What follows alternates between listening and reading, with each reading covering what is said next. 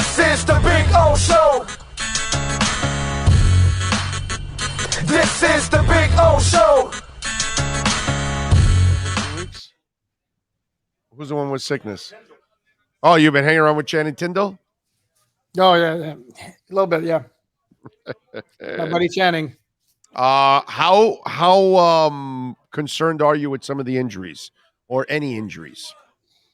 Well, the fact that X was back on the field today, albeit on a limited basis, certainly is good news. And then Sam Madison said earlier today that he's fully expecting him to play. So that's good. Teron Armstead's going to remain a mystery, I guess, every week, because while he doesn't need the practice because of his credentials and all that, you look at the injury report, it doesn't have any designation whatsoever of injury related, of vet rest.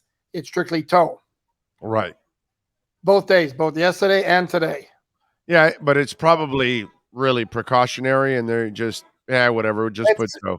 Yeah, no, but correct. But it also, the possibility exists that he played on an injured toe last week, and right. It's not like Mike McDaniel is going to volunteer that, by the way, he aggravated the injury and all that. So obviously there's reason to remain optimistic that he's going to play Sunday, but there is still a degree, however small, of uncertainty there.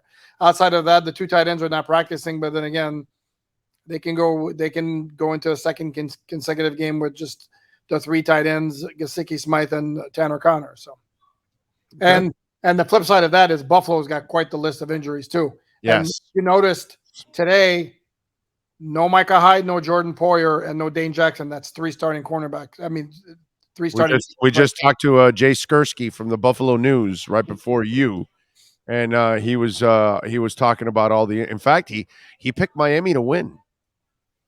I can see that. Yeah. He picked Miami to win. He said because of all the injuries, short week, getting him by surprise with all this, that he's actually picking. He's been impressed, in fact, with Miami.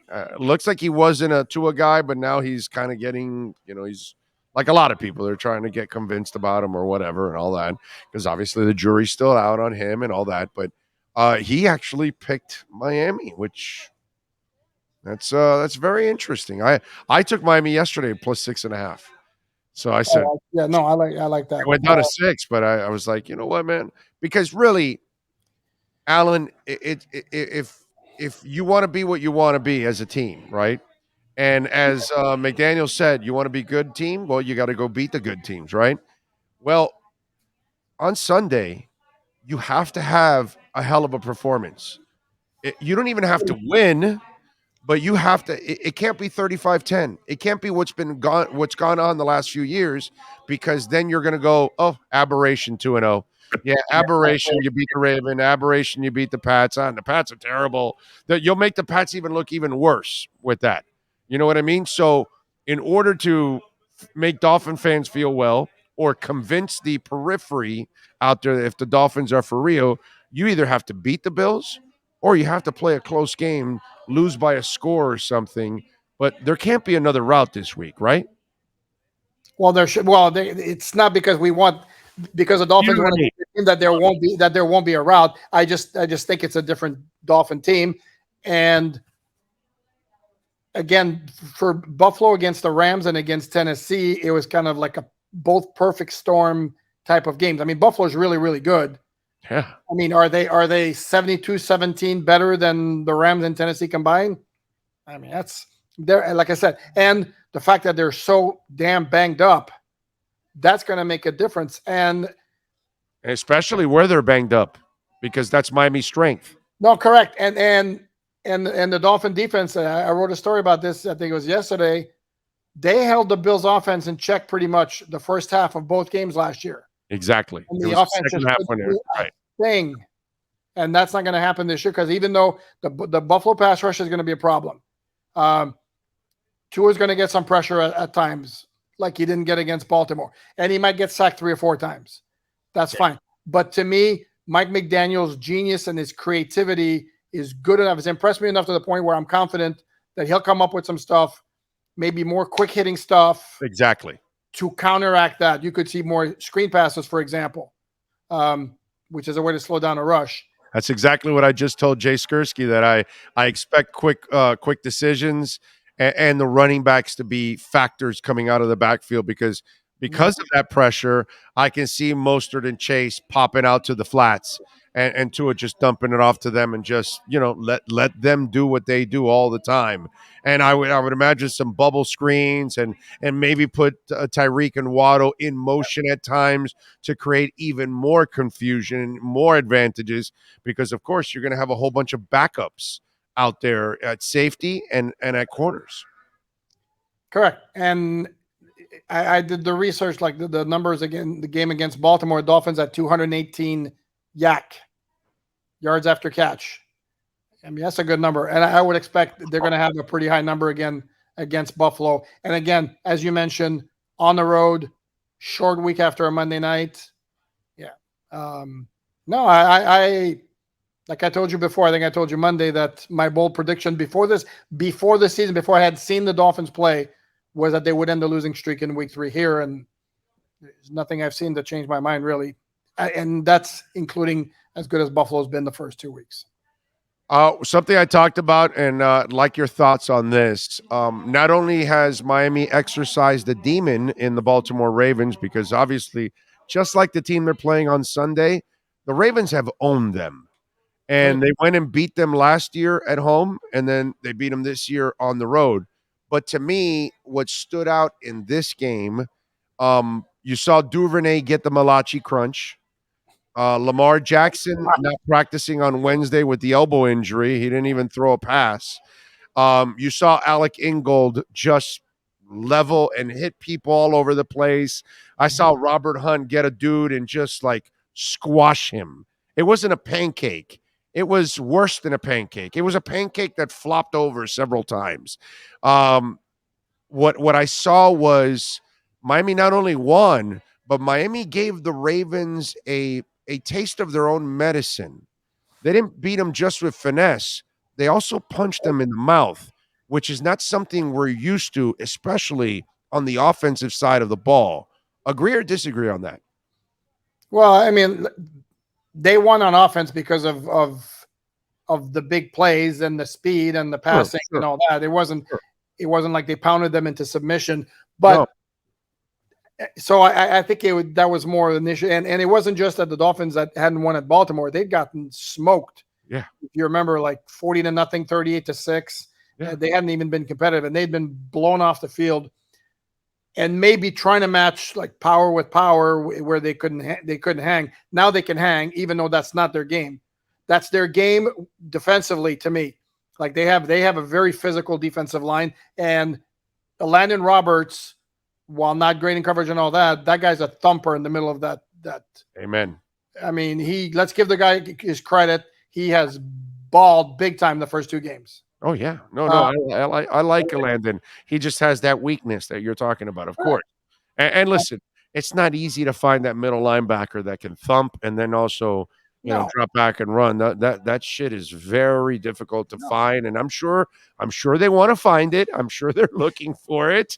They brought Benardrick McKinney was another guy they brought in last year because he's a thumper. That's kind of what his game is, but he also has the same kind of limitations. It's not an easy thing to find that linebacker. Everybody thinks Derek Brooks grows on trees and shit. That's not normal, man. No, and McKinney's a weird one to me because he had actually some pass rush ability. I think one year in Houston, and then Dolphins dumped him, and that dude's like disappeared. I don't even know if he's still in the league anymore. Yeah. No, so going back to your point, no, but I saw more physical presence by Miami in this game than I had seen, I don't know, in years. Well, that wasn't a very high bar. If we're going to compare it to what they'd shown in previous games at Baltimore, yeah, they got pushed around big time.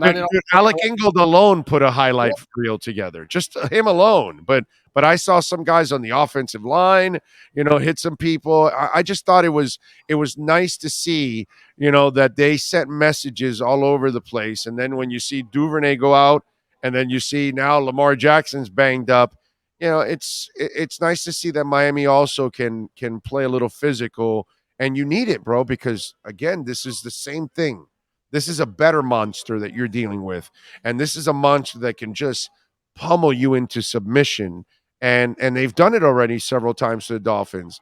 So they've got to respond the same way, and they've got to bring some of the toughness that they showed in the Ravens game. They've got to bring it to this game for sure, man. And I did, to me, I mean, I hate to be the contrarian here, even though I Go guess for it. I guess that's what I do. But to me, it's going to be more about execution, both on offense and defense, more so than physicality. I think if they start going nuts with the X's and O's and mess with Leslie Frazier's scheme on defense, that's where they'll win the game. And on defense, confuse Josh Allen and frustrate him like you did first half, especially the first half last year in Buffalo. If you remember, it's 3-3 at the half, and they were making him look bad. So that to me is going to be the key, because I don't necessarily. I mean, obviously it helps if you out physical the Bills. That without a doubt is going to help, and there are certain plays where it's going to make a difference. But ultimately, to me, it's going to come down more to X's and O's and executing those. Oh yeah, no doubt. You're now that you've gone into the locker room a lot, and then you're watching, because when I go in the locker rooms on Wednesdays, I see Tua, and I see him either talking with different players or watch them play ping pong with Tyreek or whatever it is. Then you watch the MVP stuff and getting slimed and all of that stuff. Is that perception kind of gone already about that he's not, getting along with his teammates or hanging out with his teammates or socializing with his teammates or all of that kind of stuff? Do you think that that's kind of a narrative that's kind of gone already at this point by now? Do people look at Tua differently in that sense? Forget about the play. I'm talking about the personality. No, I kind of get the feeling it's not even an issue anymore. Not. And again, even to start with, was it really? I mean, he's not, unless he's Bo Callahan, who's like throws a birthday party and nobody goes. Get the reference? Come on. And unless we're talking about that, I mean, who gives a crap? Seriously. But no, that narrative shouldn't. I'm not sure it should have been out there in the first place. And if it was, it's certainly gone. And it was, how shocking that it was Christian Wilkins who slimed Tua for the Nickelodeon thing, right? Yes. Yeah. But I got to say something. I talked about this. I don't want Christian Wilkins anywhere near celebrations. Nothing. He almost killed Kader Kohu a couple days ago. He did? Yeah, bro. He does some things that he did. He did a couple celebrations in the last week and a half that he put some people in danger. He's got to tone down. He had this arm pump that he crashed with one player, and I swear to God, the guy was half his size. And he did it and I'm like, yo, you're going to tear that guy's arm out of his socket. Rotator What's cuff. wrong with you? And so I was worried that he was going to blind Tua with the slime. Seriously. Tua on the injury report. I swear to you, I'm going to track down Christian Wilkins when I see him. If I see him next Wednesday, I'll say, Christian, brother, we got to do something. We got to put some bubble wrap on your ass when it comes to celebrations, because you are a dangerous cat out there, bro. By the way, that dude is low-key balling too. Oh, he's awesome. Damn. He's awesome. God, he's playing well. He played well last year. I mean, but last year he had the numbers more so than this year. This year he doesn't have numbers, but he is disrupting inside. I mean, big time. Yeah. He's disrupting. I see it. And it's good because, everybody was on his ass like, oh, well, he's not justifying his draft pick. And he's more than justified his draft pick now the last couple of years. Now, I think you're seeing he's turning into a hell of a player, man. Yep. Yeah. And he's one of those where you have to don't get blinded by the numbers. Because that's not what he's asked to do. He's not Aaron Donald. He's not going to get 12 sacks, something like that. But between him and Sealer. Damn, that guy's good. And Raekwon's picked up his game from last year. Yeah. From what I've seen. No, they don't have a lot of bodies on the defensive line. They only have 5 listed as defensive linemen, but those guys are solid. That's a strange position in the NFL, because a lot of times it takes young guys a while to figure it out. And yeah, there's those few that will make the quick transition. They're monsters and whatever, but there's a lot of, it's like offensive linemen. There's a lot of offensive linemen that it takes them 2, 3, 4 years to kind of figure it out. Sometimes it takes them to get cut and go to their second team. And Billy, the guy we had here, Billy Turner. Turner, bro, what's he got? Like a 10-year career now already going on? I Yep. mean, that's the kind of stuff that happens with linemen. Paul Soliai. Paul Soliai was useless the first couple of years. Poor kid was, his head was spinning, trying to figure out. Hell, I remember when he first started, he had this weird stance where he would stand sideways. Do you remember that with Paul Soliai? And then they finally fixed it, and they had him standing straight up, like I think year 3 or something like that. But it all technique and everything changed for him, and then the game elevated for him, and he became a monster. But He also had a heart to heart. He also had a heart to heart. I think Sperano had a heart to heart with him, saying, "Get your shit in gear, or probably. your career's not going to last." And then all this, and then he Yeah. became like a hell of a player. Yeah, it's a strange position. There's a lot of guys at that position that it kind of takes them a little bit to kind of, look, Zach Sealer, I guess he wasn't impressive in his first stop, right? And then he was available to steal from, where'd they steal him from? From the Ravens? Yep. Right? So you steal him from the Ravens, and there you go. You got yourself a hell of a gem in all of that. It's a really strange position. Would you agree? Yep. No question. And like I said, the Dolphins are very good at that position. Yes. In terms of like run stuffing, Yeah. defensive linemen. I mean, they had the one nasty breakdown on the Lamar long run, but also you take that run away, and the run defense was pretty good. Yeah, I'm with you there. All right, Bills are favored by 6. What's the prediction for you for this game? What are you doing? What are you picking? Well, the final prediction. You remember always Saturdays of the official. I know. Okay, the unofficial prediction at this time. I think I've told you I'm like very strongly leaning Dolphins actually, for all the reasons that we mentioned, and yeah, I think getting 6 points. Not that I'm advocating gambling here or promoting it, whatever, but certainly seems to be the way to go. And I think, and here's the other point I would make about the game. By the way, folks, bet US. You can get up to 200% in bonuses. Use our code Big O. We'll tell you. Go ahead, gamble. Let's go. Go ahead. I'm sorry. No, I was going to make a point. This is a game where the potential rewards for the Dolphins are so insanely higher than the potential consequences if they lose. I mean, yes. the only way this goes bad for the Dolphins after this is if they get smoked, and I don't see it. If they hang with the Bills and they wind up losing, you'll get another shot at them. You still have to feel good about yourself at 2-1, and if they win and they go 3-0, and if you beat the Bengals, you're 3-1, and you're fantastic, bro. You know what I mean? If you play a good game against the Bills and lose, but then you go and beat the Bengals the following week, and you're 3-1, you played a good game against the Bills, you should feel really good if you're a Dolphins fan. No, can I tell you something that you think might be weird? I actually might have a better feeling about the Dolphins winning Sunday than I do at Cincinnati on Thursday. I get it. Short week. Cincinnati has sucked. They got to get off the schneid. I get all that. There's a lot on the line for them because, as you know, if they lose this week, then they're like, oh, man, we can't lose anymore because we're not going to make the playoffs. So, yeah, you're right. It becomes bigger and bigger for them to win overall. Yeah. I'm with you there on that one. But there's no doubt that there's a lot riding for the Dolphins here. And confidence-wise, too, for that team. Because there's several guys there that have had success against the Bills. You start having success against the Ravens and the Bills on back-to-back weeks, 2 teams that have owned you, that's going to go far for this team, dude. But even if they just hang with the Bills, I think that would do good for their confidence. The only thing they can't get blown up. That's the only thing. Yeah. No, and I don't see it happening, but that's the one scenario where that would be problematic. All right, before I let you go, they don't need them, either one, okay? But do you kind of feel that they're going to surprise us at one point this season and say, Eric Ezukama is active, and they're going to use him for, they're probably going to give him a set of plays, or Tanner Connor is active, and they're going to use him for a certain set of plays.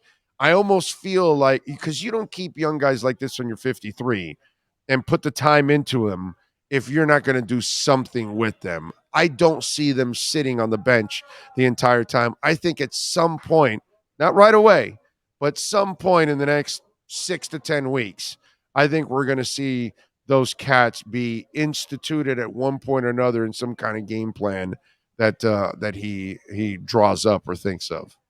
And I think of those two, I was way more inclined to think it's going to be Tanner Connor before. Isn't it interesting? Yeah, and because remember they had you're deep in the other one, and this guy adds a dimension that you don't have, the speed. I got you. Well, not only that, but you had to keep Azukama on the 53 because right now they're basically telling you that they like River Craycraft more than they like Azukama. They had to keep Azukama. He was a rookie 4th round pick. They weren't going to cut him. They didn't have. By the way, is that not genius roster management? Because technically, you're playing with a 53-man roster. Because you know that nobody's taking Craycraft off your practice squad unless San Francisco has a whole bunch of injuries. Oh, he knows their system. Let's bring him over. But if not, nobody's really going to steal Craycraft from you. But Azukama, he showed so much that they'll steal him from you. So you keep him on your 53. Oh, so you're playing with a 54-man roster. I'm sorry. And then you put this kid on the practice squad, and now you can activate him at any time. So you're kind of playing with an extra roster spot anyway. Well, but Big O, remember it's a 3-game limit for elevation. So Craycraft's got one more game, and then they'll have to sign him to 53, or they can't use him anymore. Okay. But so going back to my point, and the reason, by the way, thank you. The reason they kept Tanner Connor is they were like really impressed, and I was told this like halfway through camp that they loved the Tanner Connor. And watching practice, yeah, you can easily see why. So I would think at some point, they're gonna design some place for him. Okay, yeah, I'm with you there. I had a conversation with him. We put it there on the platform, and he views himself a lot like a Kittle in a way that he wants to run you over after he catches the ball. So it's one of those. I think that's kind of what they want to see if they develop. But you can tell that while he's got the speed and all of that, you still have to develop that body because he still doesn't have the strength. I was standing next to him yesterday, and I was like, okay, you got the height, you got the frame, but you've got to fill that frame out in order to really play like Kittle or try to be something that even resembles that at this level. You're going to have to build that body up. No, correct. Give him time, though. I think he's got the look of one of those like high achiever type of guys, So yeah, I think he's got a nice future. AllDolphins.com. You must subscribe. You are not really a real Dolphins fan unless you subscribe to AllDolphins.com from Sports Illustrated. Alain Poupart drives that page. What are you working on in that page, sir? 87 stories every day. That's right. I actually just posted one about X looking back at a rough day and how that can't happen again. Now it's a growing injury. Now we kind of know what happened. It depends when he got hurt. It depends when he got hurt. Well, dude, when I saw him giving Duvernay all that space, I was like, okay, I get you got to respect the speed, but that's like too much space. So you can tell right away the way he was playing. It's like, yo, dude, that's not him. Well, no, here's the thing, though. On the 75-yard touchdown is if you notice, Baltimore went in motion, and he kind of got set a little bit late, and he didn't look to me like he was completely necessarily ready at the snap. And then Bateman quickly got inside of him, and then he didn't have the angle. But when he chased him down the field, I mean, wasn't like he wasn't getting lapped by Bateman. And right. X is not necessarily a burner per se. So X wasn't going to catch him, but he was running with him. So I don't know that if the groin injury happened during the game, I don't think it was at that point. It would be later on. Yep. Andy says keep Craycraft on the 53 and Iggy packing. I think they're going to give the entire year. I think Iggy's here until training camp next year. That's what he's playing for. I think it's a whole year of Sam and Pat working with him and see if they can reach him and develop him. And then into next year, that's when he's going to have to show some serious shine because they no longer take cap hits anymore. So they'll be able to cut him with no problem. So really Iggy has a free ride until next offseason. Completely agreed. Yeah, And it'll be interesting to see if he gets any kind of shot at some point during the season in the secondary, because so far it's inactive and then special teams only against Baltimore. So yeah, and the way Kohu's playing. Correct. By the way, you better. It's what I said 2 weeks ago when he came out for the first time. Keep him on the outside and leave Needham inside. Do not put Needham outside anymore. I love Needham as a slot. Don't like him as an outside guy. That's just me. Kohu has way more athleticism to play the boundary. No, and I'll tell you, I'll be very curious to see what the Dolphins do if Gabriel Davis ends up playing Sunday, how they're going to match up outside. Obviously, X will be on one side, but then if they go Needham, that's two pretty studly wide receivers you have to deal with right there. So hell yeah. No, I'm with you there. All right, follow him on Twitter at Poupart NFL. And again, alldolphins.com, Sports Illustrated. Make sure you subscribe there or put it on your bookmarks, alldolphins.com. Alan, as always, thank you, my brother. We'll catch up on Monday. Sounds like a plan. Have a great weekend. You too, my friend. There you go. Alan Poupart, Sports Illustrated, and our EJDconstruction.com Miami Dolphins report. And I've been telling you about EJD Construction for about 5 years now. 305-433-4843. Fully insured, liability, workers' comp. Do not hire anybody that is not fully insured. I tell you this all the time. I tell you with Cutter's Edge. I tell you with the EJD Construction. Why? Because if you allow people to work in your home and they're not insured, they can sue you if they get injured. You don't want that. Call them 305-433-4843. Everything is just on deck there. If you're looking to create a second floor for your home, you need to redo the entire house. You need to build a new room or two. You got to build a family room, a fun room, a Florida room, whatever it is. They can help you out, expand it, reconstruct, remodel that entire home. The backyard, one of our listeners did a whole tiki hut. It's kind of like a tiki. It's not really a tiki. It's a little different, the roof, but it also has a full kitchen, barbecue, grease trap, and everything. It was really cool. I saw the pictures, by the way. EJD Construction, 305-433-4843. Save that number. Maybe you don't need it now. Maybe you need it 6 months from now, a year from now. But make sure you have it. EJD Construction. Call Eric. This is the owner. That's his cell phone. 305-433-4843 for ejdconstruction.com.